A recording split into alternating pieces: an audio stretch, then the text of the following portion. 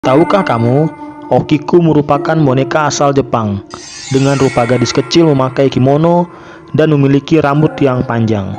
Boneka Okiku sangat terkenal di Jepang, dengan kisah misteriusnya yang konon rambutnya bisa tumbuh dengan sendirinya. Misteri tentang rambut Okiku yang selalu tumbuh sampai saat ini belum tahu apa penyebabnya.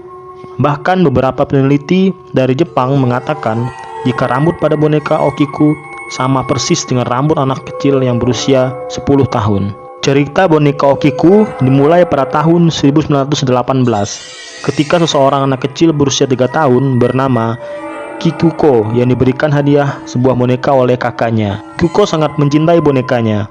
Pada tahun 1919, Kikuko terjangkit demam kuning dan meninggal sambil memeluk boneka favoritnya. Jadi, siapa di sini tukang cukur yang berani potong rambut boneka Okiku?